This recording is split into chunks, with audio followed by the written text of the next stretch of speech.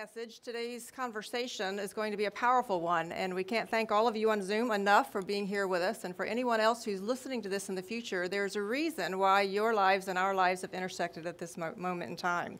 So our speaker here today is Kenneth Charles Pierson, known as Ken Pierson, or to many is known as KC over there on the West Coast.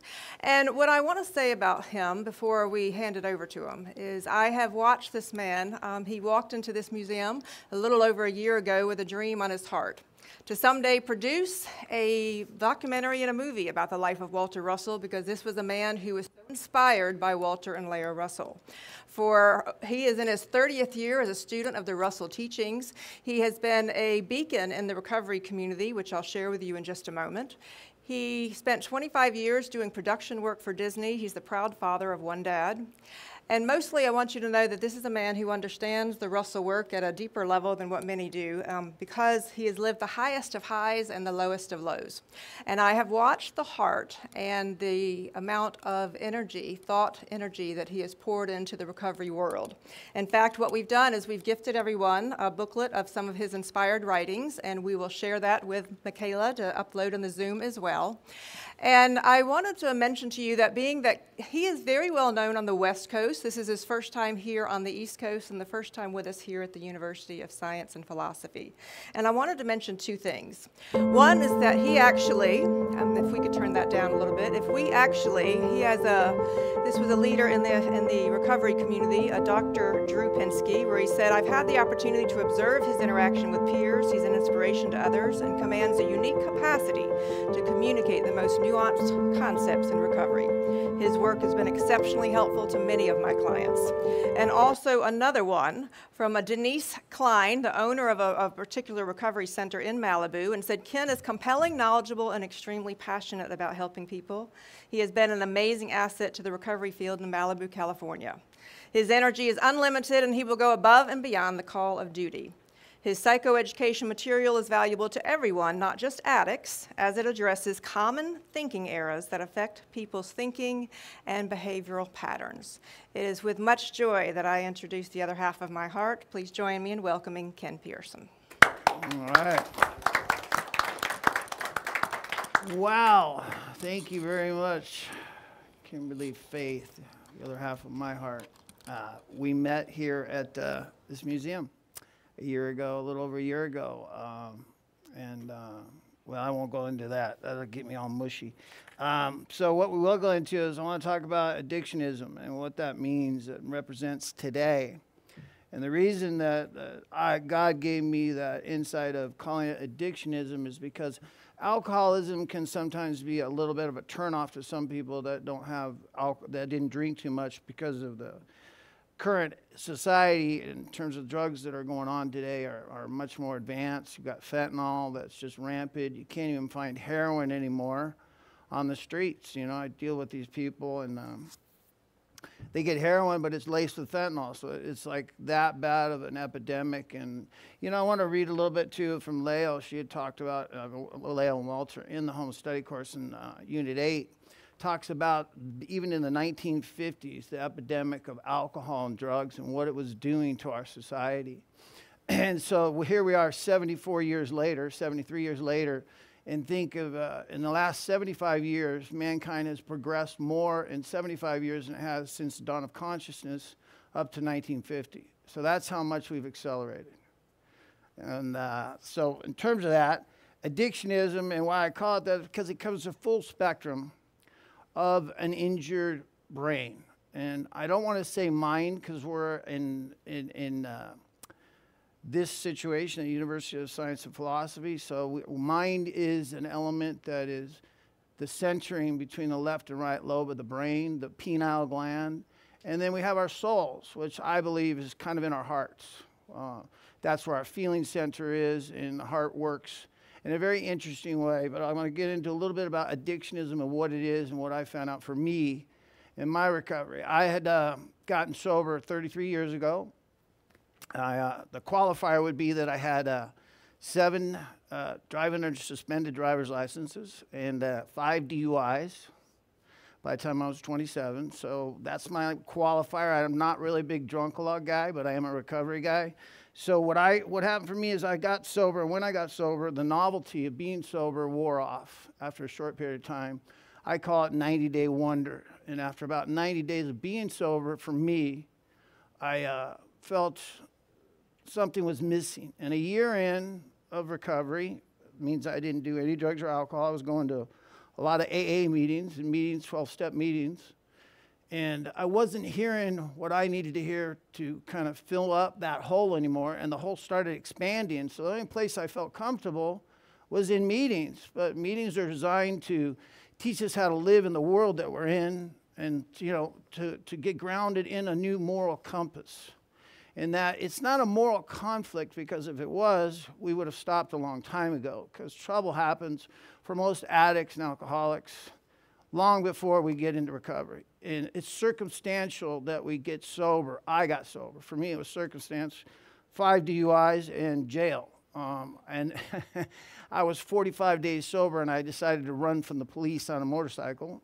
That was one of my sober adventures. And that's one of the things I found out in recovery is drunk, and what makes an addict and an alcoholic is they're this same wacko sober that they are when they're drinking. They just don't have the drunken or the druggy behavior, but they have the erratic mind. And that's where, for me, I got into the Walter Russell message by reading The Man Who Tapped the Secrets of the Universe. And I found that in 95. I got sober in 91. So it was 4 years into my recovery, and it became the on-ramp to relationship with God within, as opposed to, for me, I always saw people point out, God be with me, and I always heard God had a great sense of humor, or God was playing with me, and I always think, God, the way we think of God objectively as opposed to personally.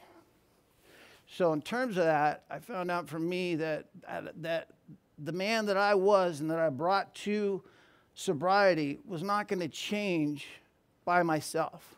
I lacked power to manifest that change. And I needed a method, which we call the 12 steps in recovery. That's the methodology. And I can't even apply that method without a power helping me. So this kind of an introduction to what this disease is on step 1. It talks a little bit about that. And it goes, there's 12 steps. So step 1 talks about what I'm up against as a person trying to get into recovery. And it says in here, it says that there is, they said, no such thing as a personal conquest of the compulsion by the unaided will. It means that by in and of myself, I couldn't recover. Relentlessly deepening my dilemma, I was pointed out that increasing sensitivity to drugs and alcohol. They called it a tyrant, and it wielded a double-edged sword over me. First, I'm smitten by an insane urge to condemn me to go on drinking. So what happens when you become an addict or an alcoholic and you cross that line is you get this mental obsession. And you don't even know where it comes from because it's become visceral. Visceral means, well, the same place where the instincts lie. I'll get into that later in a second. And that's what makes an alcoholic and a drug addict. It's gone from the frontal cortex to the midbrain to the visceral, right? And so it's natural to get high or drink. It's unnatural to not get high or drink once you cross that line.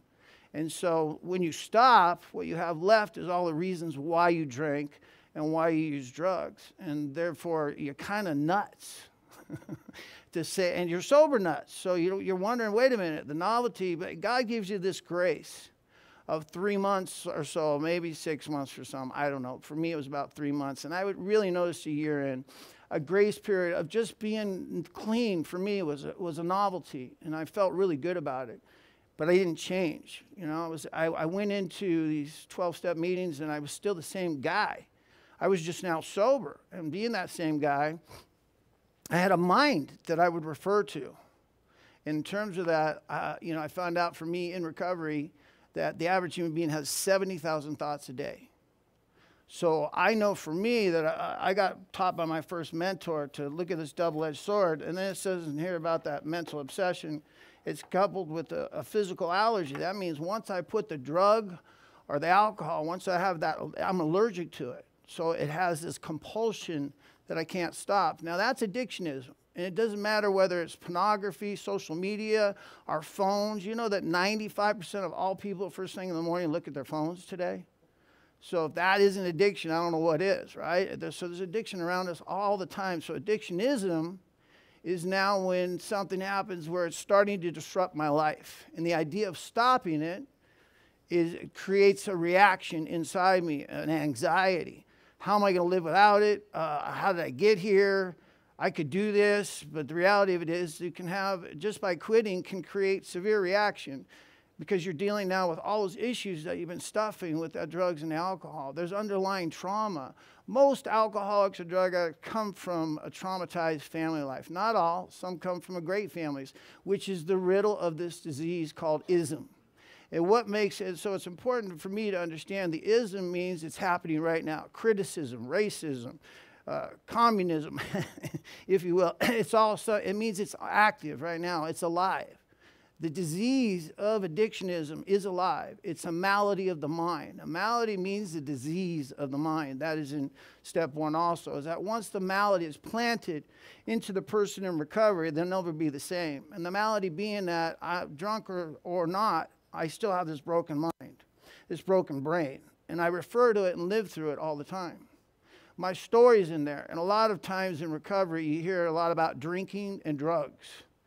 And that's kind of, I drank this way, I did drug this way. It's called a drunk-a-log, a drug-a-log. And for me, I found recovery early on, luckily by the grace of God, my first mentor, which led me to the man who tapped the secrets of the universe in a sales box in a place called the Psychic Eye. So, I mean, the box was this big and it had a bunch of pamphlets in it. And this one book stood out at me. I got the George Washington Carver stood out at me, and also The Man Who Tapped the Secrets of the Universe. And I picked up The Man Who Tapped the Secrets of the Universe, and the rest didn't matter at that point. And I sat there and read the whole book just standing there. And I had a business meeting in 20 minutes, but I was late because I just couldn't stop reading. Once I found those 5 fundamental laws of success, which are, you know, the humility, reverence, joy, deep purpose, and inspiration.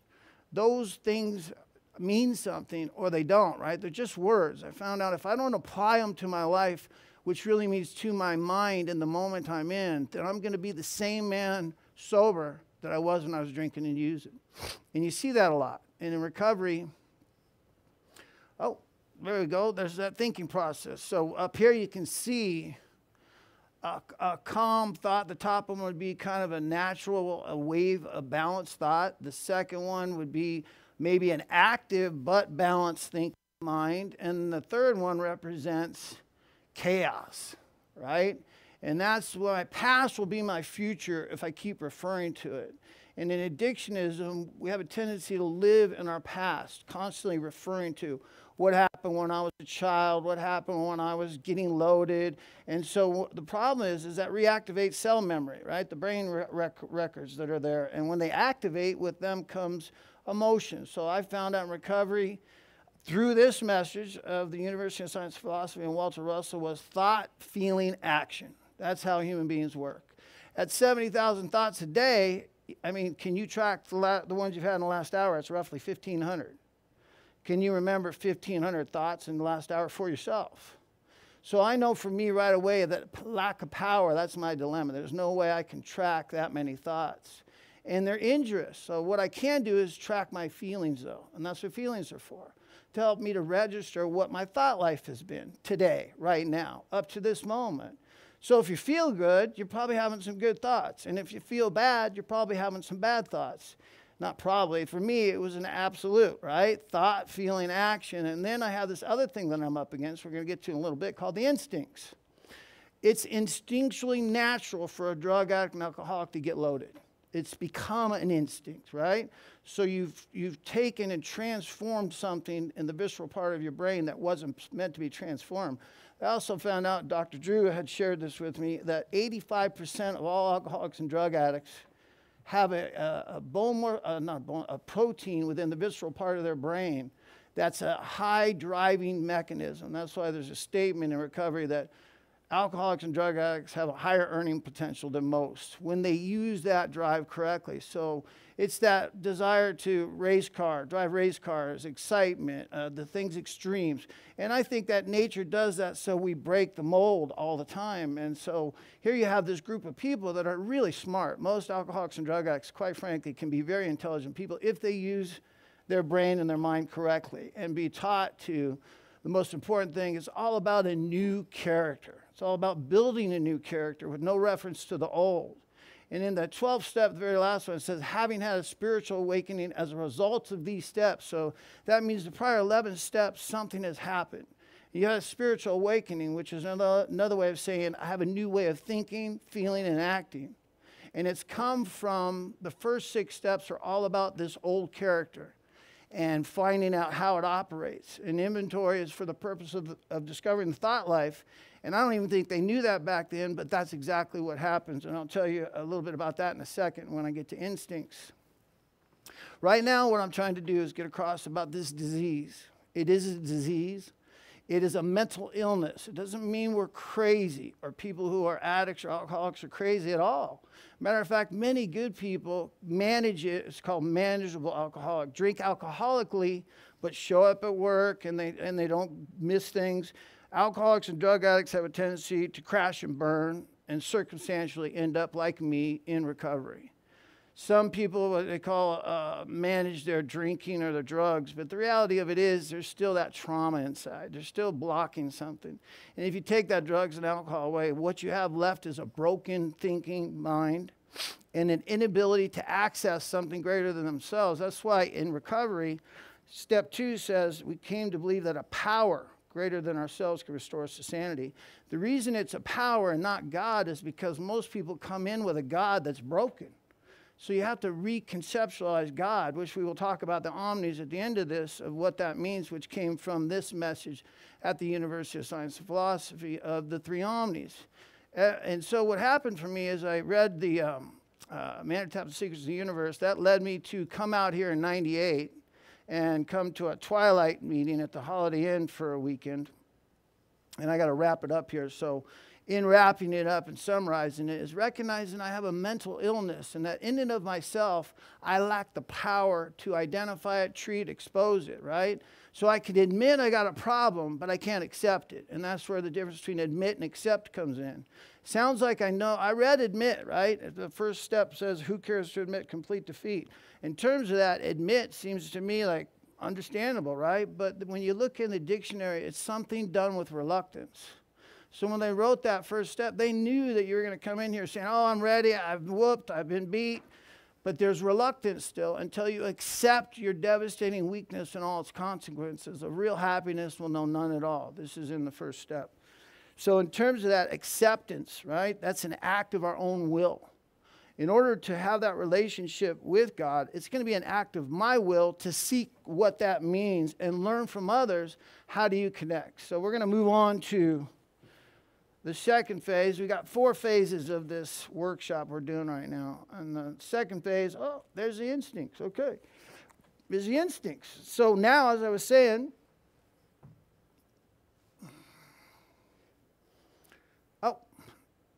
so this is a quote from Walter Russell and from the Home Study Course. Even the genius mind who becomes addicted in excess is unable to express his genius until a stimulation of the drug allows him to become aware of the light in him for just a short interval. The Addiction-ism, which is my term and what we're talking about, which was not in the Home Study Course, calls Lally to his senses and he reaches out for the drug to which his body is enslaved. And that is, in fact, what it is. That's what the allergy of the body is enslaved. Once you put anything that represents addiction-ism, let's say, drugs, alcohol, pornography, social media, people are addicted to stealing, believe it or not. And a lot of that stuff, when people get in recovery, comes out. Food becomes a big one in recovery, right? You can't use drugs and alcohol, so what pleasures you? Food. And these primary instincts, which we're going to get into right now, have a big point of what happens. They've been aberrated. And that's truly what happens to an alcoholic and drug addict is their instincts, and there's 3 primary instincts. I'm going to read from, this is out of the 12 and 12, and then I'm going to read a little bit out of the Home Study Course and the Divine Iliad, of course. But this is what instincts are all about in recovery, right? Creation gave us instincts for a purpose. Without them, we wouldn't be complete human beings. So it helps to realize what is these instincts. If men and women didn't exert themselves to be secure in the person, so there's three primary instincts. That's sex, security, and society, all right? This will break down. So if men and women didn't exert themselves to be secure in their persons, made no effort to harvest food or construct shelter, there would be no survival. That's a security instinct. So it's natural and God-given. If they didn't reproduce, the earth wouldn't be populated. We call that sexual instinct, right? And if we were not social, if there were no social instinct, if men cared nothing for society of one another, there would be no society. So these desires for sex relations, for material and emotional security. So security is twofold. There's the material security, and then there's emotional security, and they directly correlate. So when you're broke, you become emotionally insecure. If you stay in that broke state, it'll create emotional insecurity. And so, that's why we strive so much for that materialism, because it gives a false sense of security, which is not in God. It's in the materialism that you possess. So yet these instincts, so necessary for my existence, often far exceed their proper function. That's what happens to an addict and an alcoholic. They start to exceed, and that what happens is distortion, and it warps you. And powerfully, blindly, many times subtly, right? Subtly, meaning that you don't know about them. They drive us, dominate us, insist upon ruling our lives for sex. So our desire for sex, for material and emotional security, and for an important place in society often tyrannize us. This is all human beings. This is not just addicts and alcoholics. There are many people that are workaholics. Well, what do you think is driving them? It's the security instinct. And they use fear to show up at work. A lot of successful corporate people that I've dealt with use fear as a motivator, right? So they work extra hours because they're afraid if they don't, then the boss or the business won't work, and then they'll be broke and they'll end up on the street. Every fear leads to death. There's only two fears in life. The fear I'm not going to get what I want, or the fear I'm going to lose what I already possess. It's in here in print. I just don't want to go to it right now. But there's only two fears. There's unlimited forms of derivatives of that fear, kind of like there's unlimited waves of the ocean, but there's only one ocean, right? Ocean is one idea. The waves, each wave is different, but those waves represent, almost like human beings, an expression. It's still from the ocean, so it's of the ocean. It never leaves the ocean. It only seems to be separate, but it really isn't separate. If you think of a calm ocean and you stick your finger in it, right, you could not pull your finger out and then put your finger back in and find the exact location. You're still touching the whole ocean, not just part of it, whole of it. It's just one idea. The shore is another idea. Trees are an idea. The birds are one idea, right? There's many forms of bird, but there's only one idea behind birds. There's many forms of trees, but there's only one idea behind trees. I think we all know what that is, right? Oxygen and carbon dioxide. That's the interaction there. So I'm going to finish this up on the instincts here. And this is the most important. When thus out of joint, man's natural desires cause him great trouble. Practically all the trouble there is. That's the recovery's way of saying, when they say practically, that means all of us. It's just if they don't leave any loopholes, right? Otherwise people would get out. Well, I don't always do that, right? So this is important, the way this is structured and written. I know that this was another thing that was written. God was pushing this pencil because man could not construct this. Just like the Divine Iliad and Walter talks about, he could not have written that, and he wrote that in a manner, and we'll talk a little bit more about that it clearly was of the illumination of God. Anyway, practically all the trouble there is. No human being, however good, is exempt from these troubles. No human being, not alcoholic and drug addict, no human being is exempt from these troubles.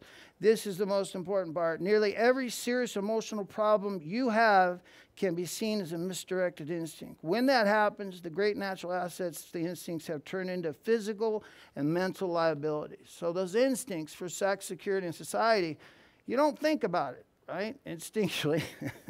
My girl keeps telling me to flip my hair. It's a little up there.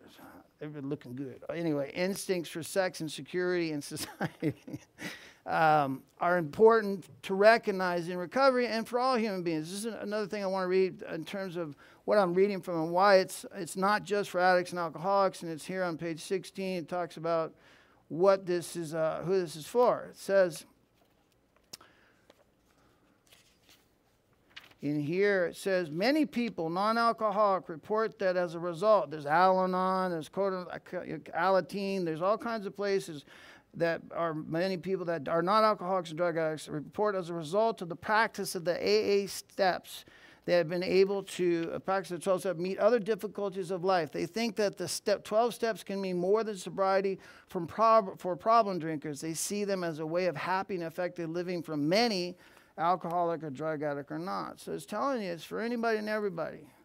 In terms of that, oh boy, God, time flies, doesn't it? So these instincts, once they get warped, right? Every alcoholic and addict I've met, and I've met quite a few, have some kind of issue with sex, security, and society.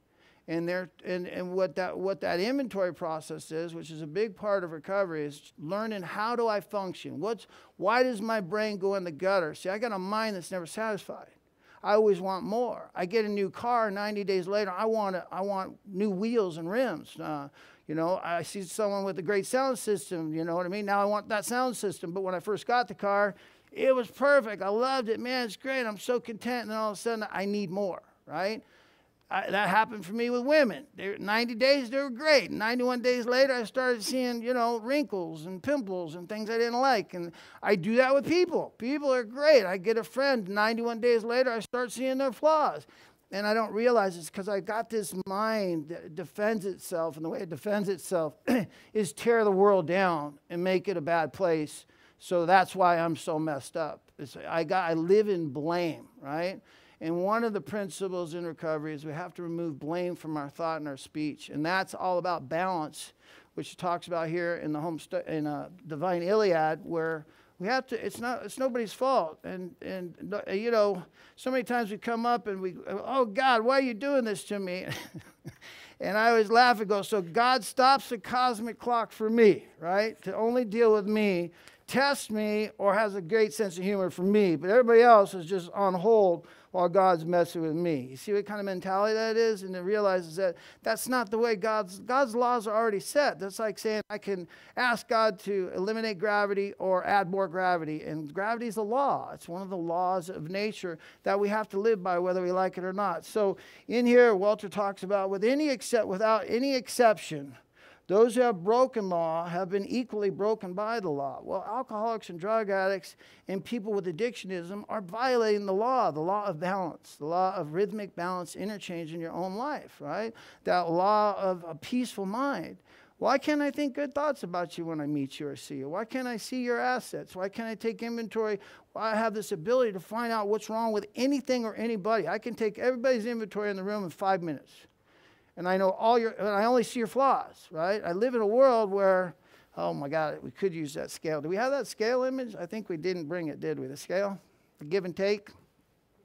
That we didn't because it had take on there instead of re-given. So, but anyway, if you take the scale of life and you look at in terms of how your thoughts are, how you feel, it helps you to register what's going on. So when you got a mind that's not satisfied, you start to live in a world that's not a good world anymore, a world full of flaws, people that aren't right.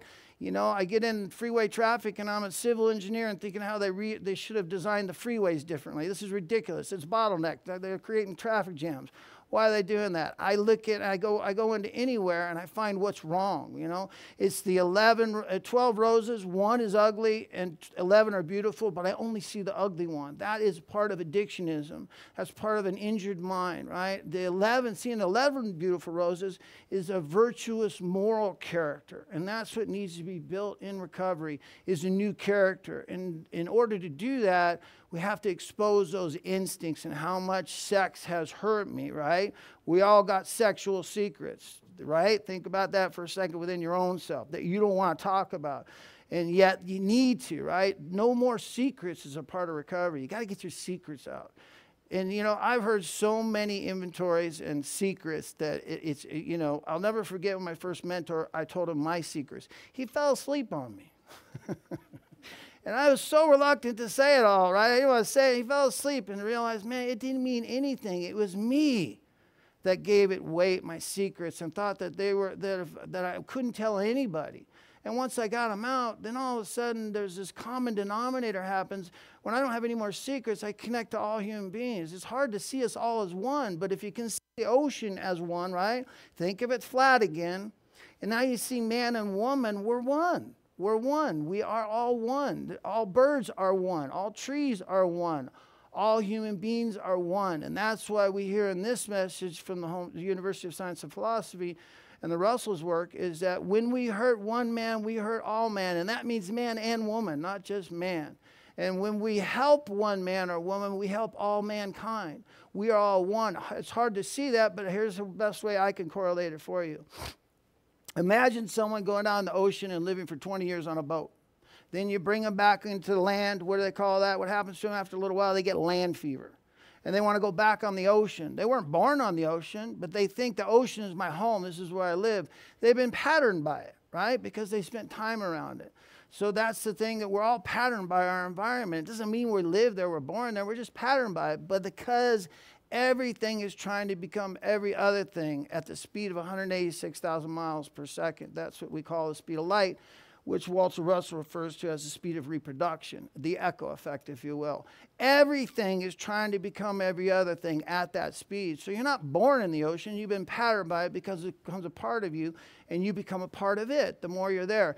Same thing, right? You hang out with dogs, you're probably going to get fleas. You hang out with lower characters, your character's going to get dropped. Walter talks about that in the Divine Iliad and talks about how it's all about character. And in the home study course, Leo writes down about, the moral compass being off, and that's exactly what it is. But it's not about rebuilding.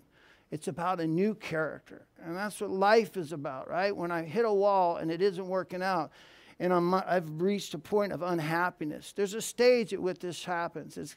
There's a sign of emotional insecurity. I never knew that it came in stages. Just like the way I'm going to get to know God is 3 steps, right? We'll talk about that in a second. But the stages of insecurity are worry. Then comes anger, right? If you worry long enough about something, you get moody in life. And then so you add anger. Now you got worry and anger working together. Then all of a sudden you add worry and anger, you feel self-pity. Poor me. You get into that martyrdom. It's like, why is it so hard for me? Why are other people getting things and I'm not? How come you're benefiting and I'm not? Thus comes self-pity. Now you add worry, anger, self-pity together and you get depression. So you don't just fall into depression. You're not bipolar. There's a stage that's getting you there, right?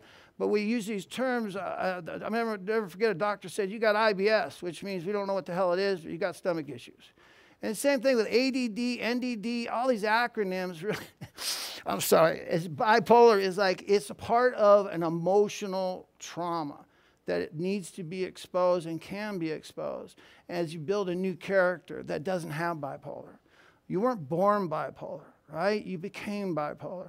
You weren't born ADD. You became ADD. You weren't born whatever acronym you want to use. You became that. So in order for that to change, though, you think about it, the change needs to happen on a visceral level, which is why it requires this relationship with a power greater than any human power, which we call God in step 3 in recovery, where it says we made a decision to turn our will and our life over to the care of God as we understood him. And understood is very important. It's like ism. Understood means it's ongoing. I don't understand God. It's understood that my will is in alignment with God's will, and that this is what I'm going to attempt to start to do in my life as a foundation. And it tells me in that particular step that the whole rest of life and recovery is dependent on how well I apply that principle of making the decision to turn my will and my life over to the care of God as I understood him to be the power for my life from step 2. So every step leads to the other, right? Step 3 doesn't need step 2 anymore. Step 4 doesn't need 3. That's how it moves. And so, but each feeds the other, right? I need to be in 2 to get to 3. I need to be in 3 to get to 4, etc., up to 11, where having had a spiritual awakening. Oh, all right. We're into balance now. Right on. Here we go. So now we're going to go into Divine Iliad. So we're going to talk about what is recovery, right? How do I get into recovery? What does that start to look like? It's I got to start to have more balance in my life. And I got to stop living in erratic emotions. It tells us in step 4 that we are the victims of erratic emotions. We can see them quickly in others, but only slowly in ourselves, right? See, I can pick up erratic emotions because I'm riddled with them. So I can see them in you quickly, and I'll judge you for it, right? That's the toss pot calling the kettle black, right? Throwing rocks at a glass house.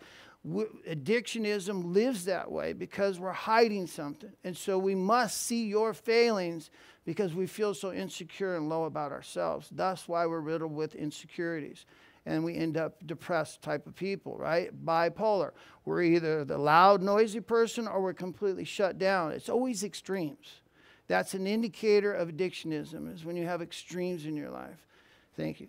And so in terms of that, I want to read from the Divine Iliad a couple more passages about balance and how we get this and what happens when you don't live according to rhythmic balance interchange. RBI, that's something from the university that you need to get the books to understand, but most people who have been around here know what that means because it's a moral compass. Rhythmic balance interchange. If I just use that formula in all my interactions, whether it's social, personal, or business, it doesn't matter. It's about equal exchange. It's never about getting more, and it's never about taking. And I had to learn that I was a taker. Addiction-ism is a taker. You're a taker. You affect everybody around you in your addiction-ism or your alcoholism, right? You're taking. People love you, and now you're going downhill. And guess what? It's a lot easier to pull someone down than it is to pick someone up, especially if they're not willing. Willingness is the key to change. We have to be willing and understand what that means. And we're going to take it back, but willingness always brings us back. And willingness to understand, I've taken it back, God, I'm sorry. So I had to learn to invite God into my mind, and that's what created balance. I said, I don't know who you are or how to relate to you, and I've had many experiences. I won't get too far into that, but I had to start that way. That's what my first mentor taught me, is just start inviting God into your thought life.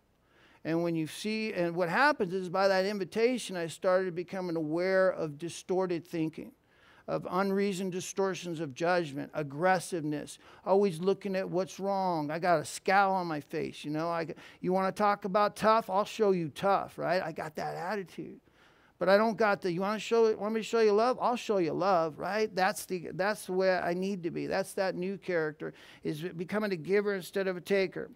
God, let's see here, it says in here, so we're broken by the law. Good, bad, evil. This is from the Law of Balance in Divine Iliad 1. Good, bad, evil, success, or failure are not qualities of nature, right? Nature only loves. Nature only gives. It never takes. You know that trees are happy? Do you know that birds are happy? You ever seen an unhappy dog? Maybe they're grieving. They do grieve. We didn't even notice that. But most of the time you think about it, puppies, dogs are always really happy. Birds are always chirping. They're happy, right? The trees are happy. The plants around you are happy. Everything in nature is happy. And the reason it's happy is because it's always maintained rhythmic balance interchange. Nature can never take more than it gives. So to simulate nature, when I want to get to know God, I got to start going into nature to feel those rhythms. And the reason that the waterfall and the mountains or the beach or wherever it is you go that you tap into is because you're tapping into rhythmic balance interchange. And it's infectious, just like a negative person is infectious. Toxicity is infectious. Addiction-ism is infectious, right?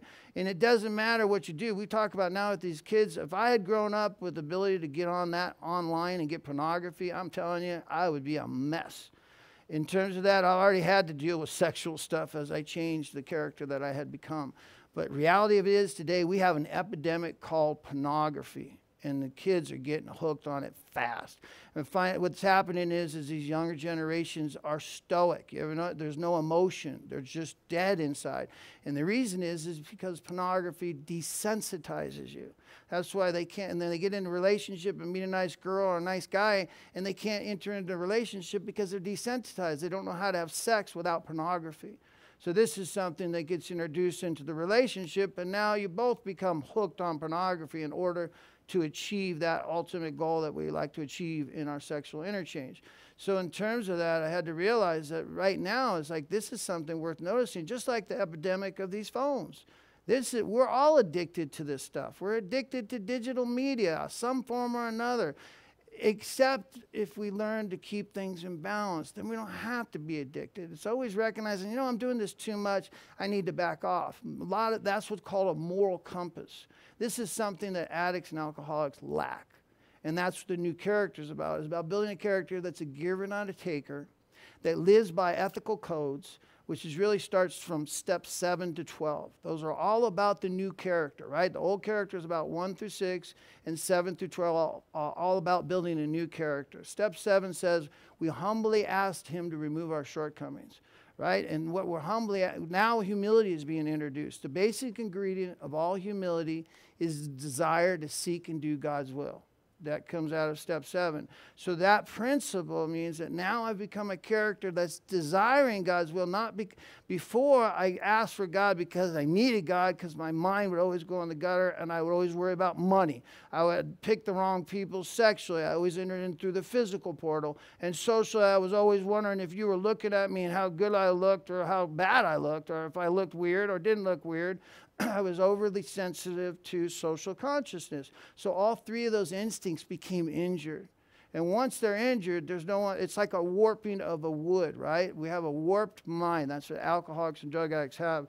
It talks about that. So restoring the balance here. Let me finish up here because I only got a minute. Misery inflicted by greed and selfishness is radared back to the giver of as misery. The law of love is absolute in nature. One cannot sin against God. God's universe of love is balanced. Man cannot upset God's balance. He can but upset his own. So how many times do we call, God, why are you doing this to me? I can't believe this is happening. God, this is terrible. Let me go. God, help me. God, oh, God, help me. Right? Everybody goes to jail. You know where people find God? Walter Russell shared about it. In isolation. And solitude is preferable. Isolation is jail. 98% of all guys who go to jail and women, the minute they get in there, go right to Jesus, right?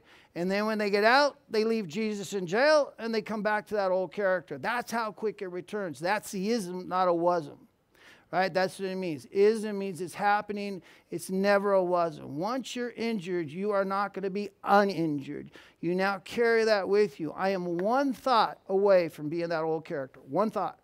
One person does one thing, I'm one thought away. And it can happen on the freeway.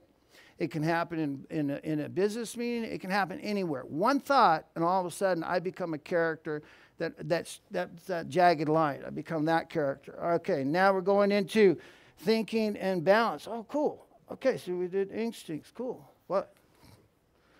Oh, we're at the 4th stage? Woo. Oh, man. Time flies when you're having fun. All right. So I definitely recommend the Divine Iliad 1 and looking at the chapter on balance. It's really important for me. It was an important factor of learning how to start working with my mind. So the 3 omnis are also what I've got from Mr. Russell and Leo Russell. The Russells is omnipresent, omniscient, omnipotent. Okay, instantly and timelessly. Oh, this is when he had his illumination.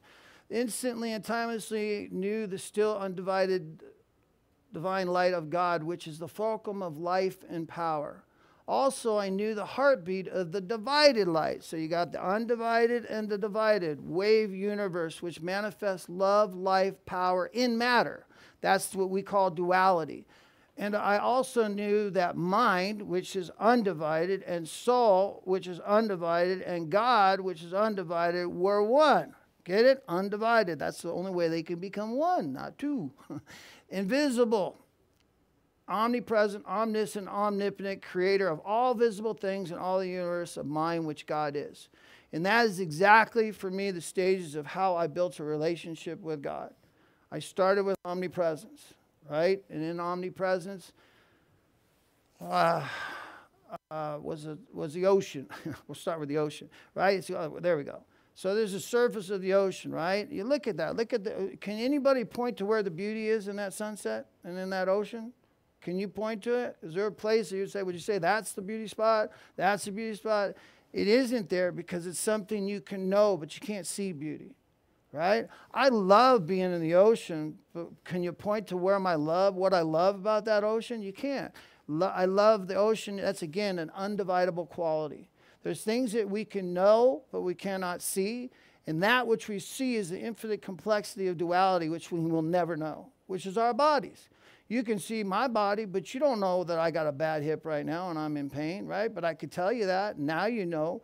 You don't really know because you're not feeling the pain. You just hear the effect, right? Well, how deep, how far, how long? There's all kinds of levels you can go, and infinite complexity of just finding out what kind of pain that is. So omnipresent for me was that's nature, right? And nature is the prevalence of omnipresence. That's how I started to get to know and invite that omnipresence into my mind, right? Into my thought life. It's all about my thought life. That's why the company, my corporation, is called Thought Life Connection. And it's all about a thought life to me. In terms of that, that's again one of the Walter Russell lessons that I have learned about thought life and thought energy, right? And I put thought energy to getting to know the omnipresence of God. So when you see the surface of the ocean, you can feel that nature. You can see the beauty. Just looking at that, like, wow, man, look how pervasive God is. And you can't point to one spot where, you know, beauty, love, truth, rhythm, balance, these are all qualities I can know, but I cannot see, right? And so I want to live in the knowing. I'm tired of living in the seeing, because the seeing is infinite. Duality goes on forever and ever. It's sort of like those mirrors in your bathroom when you put that medicine cabinet, you open it up and there's a mirror right there and you see tons and tons of images. That's infinite complexity, but it's really the causation is one mirror hitting another mirror. That's the cause. And when you start to live in cause rather than effect, you start to have balance and know what that means in life. When someone's upset, you can look and say, well, did I cause that, or something's causing them to be disturbed right now? And maybe I can neutralize it rather than resist it, right? In the salutation today, it says that I shall meet impatience with patience, unkindness with kindness, and force I shall meet with gentleness. These are, so I'm going to avoid it, right? If you're aggressive, my avoiding is for me to be passive. If you're loving, it isn't about voiding. It's about loving and re-giving love, right? And you think about that. Love is strength. Love is true power. So for me, in order to get to the omniscient mind, right, I look at that ocean and I go below. And look at all that life that's below there. Each one of those is an idea. Each little fishy, each little coral is all idea. But it's only one idea, right? And that's the ocean. It's dividing the ocean, but it's not separate from the ocean. It is still part of the ocean, and therefore the idea of the ocean. So this one idea, I started contemplating, look at all that life down there. So the mind of God created that. That means God had to think up each fish, each coral, each piece. So that's a thought, right? Just like 70,000 thoughts a day.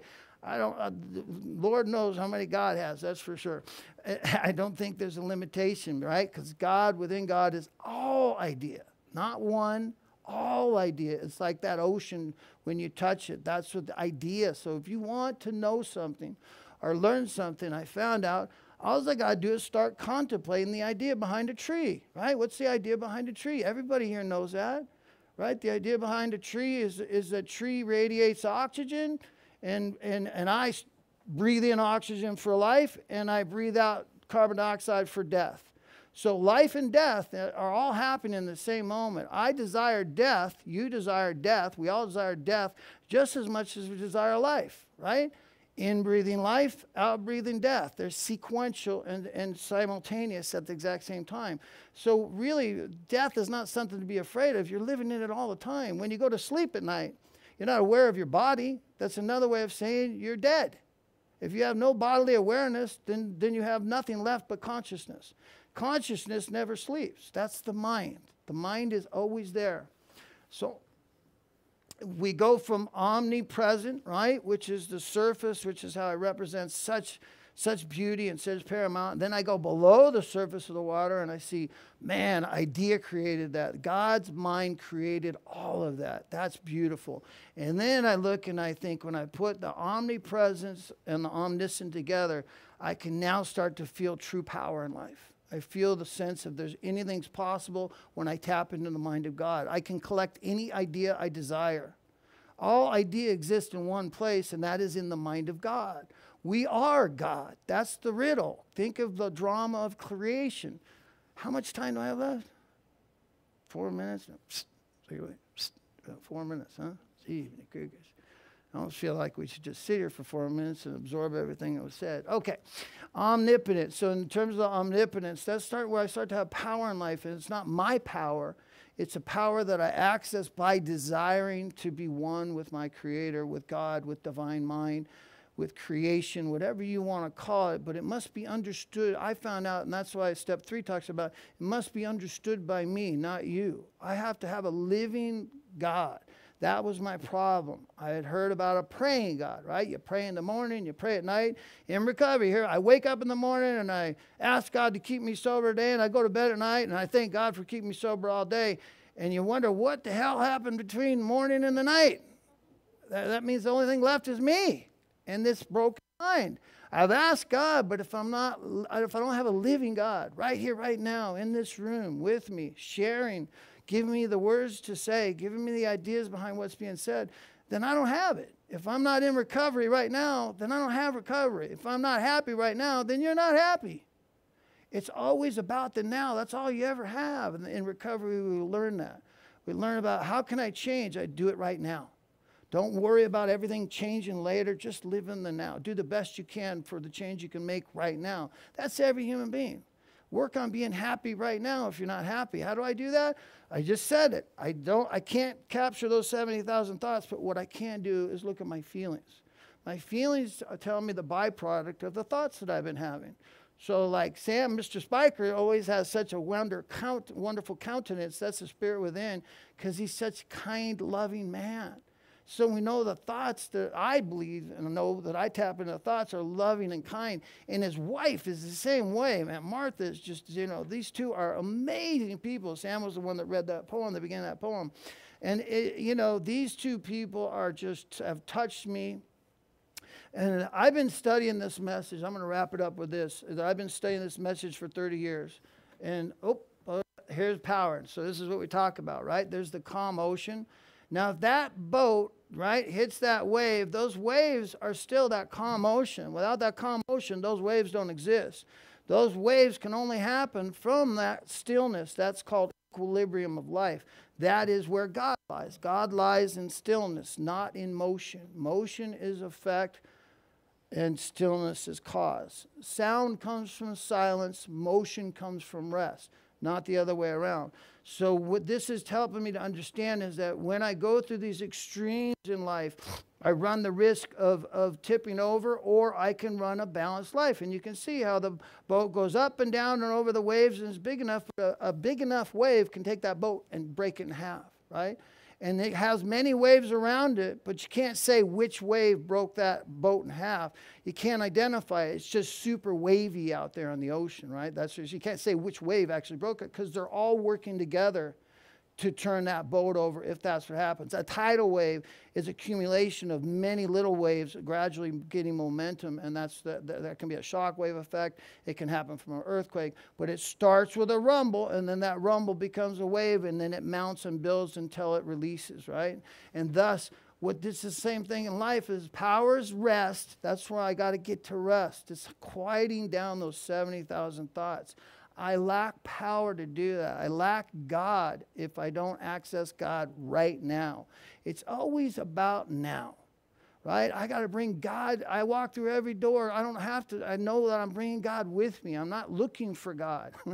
God's coming with me. I drive a car with God, except when you turn in front of me without your signal, then sometimes I depart from God and go back to that old character.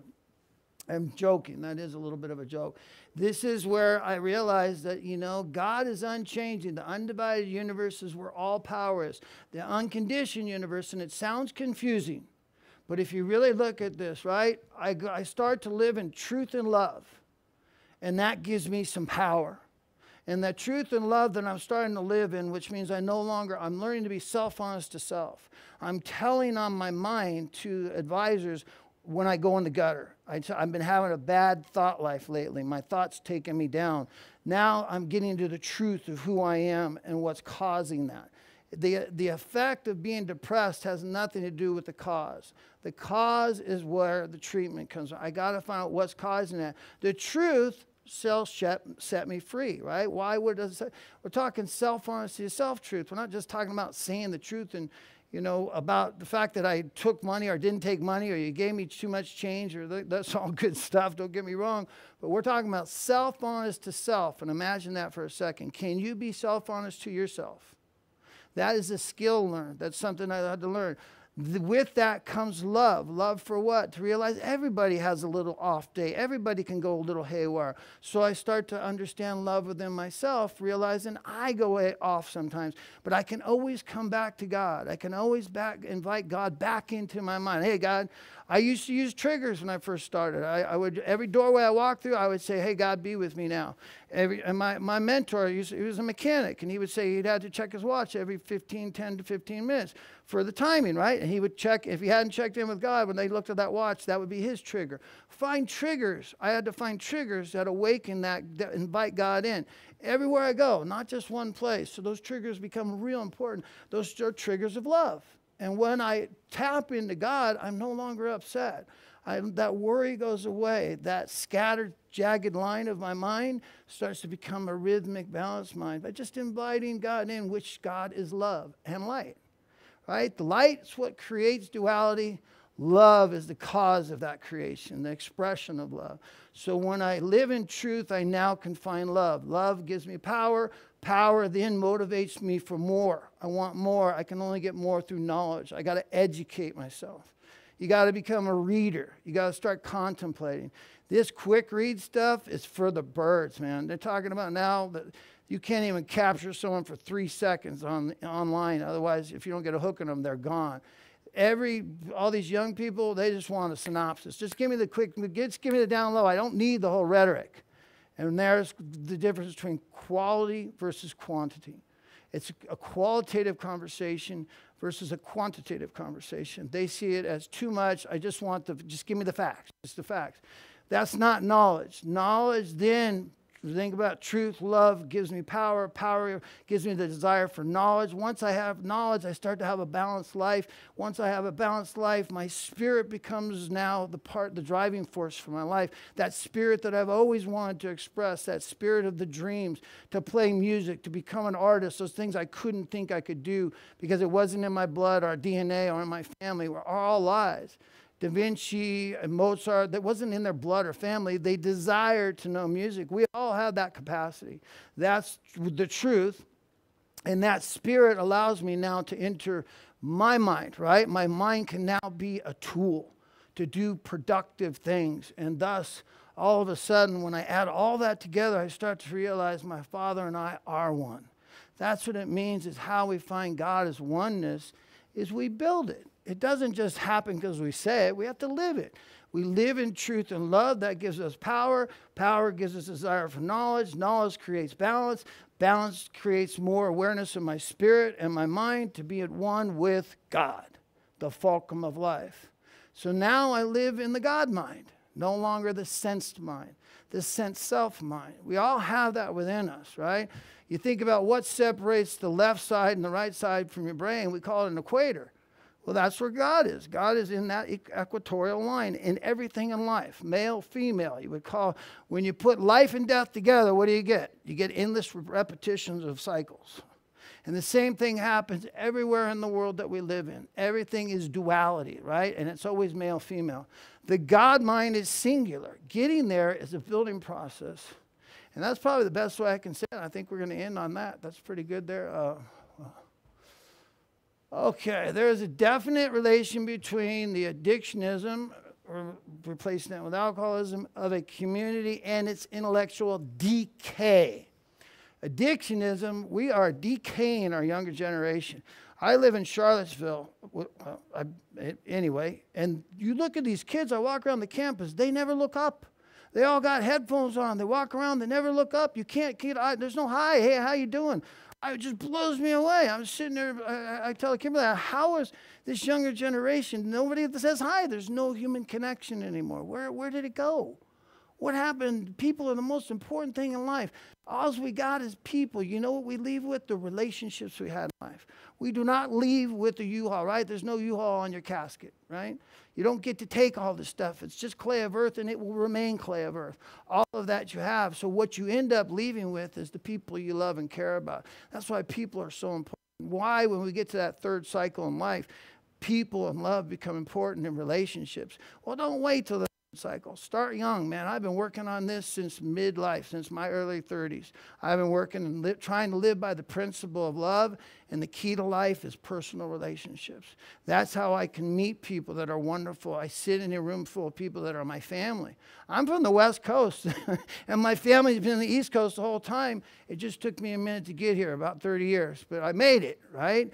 And in those 30 years, I lived this message through the grace of God and by myself. It's not about other people. It's about your application, and it's about your desire to become more and better. And therefore, how can I become more and better if I don't have a relationship with the one undivided God that's understood by me, not you? That's the importance of that. That's it.